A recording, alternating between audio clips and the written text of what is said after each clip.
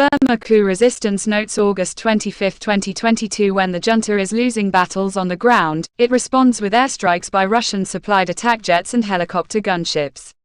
This week has seen more airstrikes than previously, in 3 districts of Kawthoolei, Karenni Nation, Kachin State, Karenni State, Kachin State, and Sagaing Region.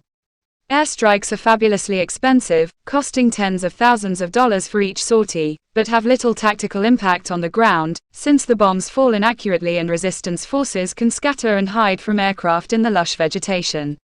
The main impact of airstrikes, as of the junta military in general, is on civilians, forcing tens of thousands each time to flee their communities and refugee camps. Ethnic regions' Kachin Army camps were bombed by 4 junta jets last night in both Kathah Township of northern Sagaing Region and Mohnyin Township of Kachin State. The Kachin Army and allied PDFs have been pounding junta troops on the ground, inflicting dozens of casualties and stopping their advance in Banmauk and Kathah Townships of Sagaing Region. The Kachin Army is also in action today in northern Shan State, where it attacked a junta camp by a dam near Namatu this morning.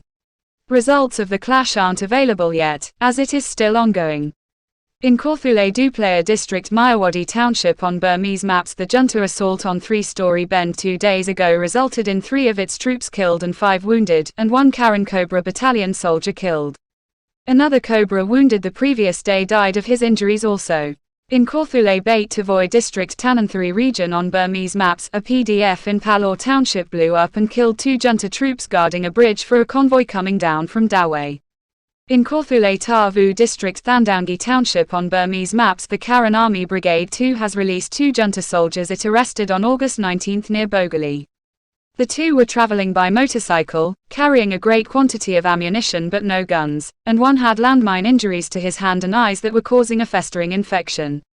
The Karen Army concluded that the 2 pose no threat to the public and released them. In Kachin State, another battle is brewing in Rathedown Township as Kachin Army troops have moved into position around a junta camp that they want evacuated. Residents of nearby villages are fleeing preemptively. Junta Scorched Earth Village Terrorism Campaign in Sagaing Region, after more than 40 junta troops were killed in a battle with PDFs in Kantbalu Township 2 days ago, surviving troops are retaliating against Ongchantha village in nearby Kawthoolei Township, burning and destroying the civilian community.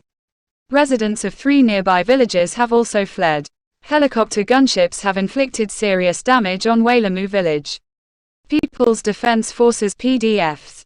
In Poundpayan Township of northern Sagaing Region, a PDF attacked a 40-member junta Paiu Sortie terror squad attacking villages over the past 2 days. The first day, 2 Paiu Sortie thugs and 1 PDF soldier were killed. Yesterday the PDF fired a grenade into a building full of Paiu Sortie thugs, killing 5 of them. A junta army member driving his private car from Iador to Monawa hit a civilian woman on the road and drove off. The local PDF gave chase and caught up with the car, and there was an exchange of gunfire. The officer ran away, and the PDF seized his belongings from the car and then burned it. The Kali PDF is conducting an online fundraising campaign to expand its drone bombing program and switch from dropping mortar shells to more accurate, specially designed shells for drones. The National Unity Government is conducting an investigation into the alleged killing of a family in Gangor Township of Magway Region by the Your Defense Force PDF, which believe the family to be members of the violent pro-junta Paiu Sortie militia. One of the victims was a 13-year-old girl. Valuables were also stolen. Unlike many PDFs, the Your Defense Force does not submit to NUG authority. The NUG is anxious that the rules of ethical warfare be respected and that parts of the resistance movement not degenerate into unregulated free-for-alls. Urban warfare in Yangon Region. After 6 junta administrators were assassinated 3 days ago in Twant Township, junta troops have kidnapped and beaten more than 50 young people in the area.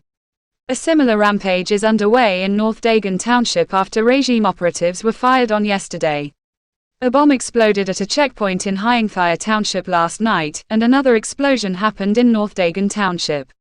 Civil Disobedience Movement (CDM). The junta is responding to the galloping increases in food prices by imposing fixed prices for rice, cooking oil, and other key commodities. The problem is that there are now shortages of these commodities and price controls don't work under those conditions.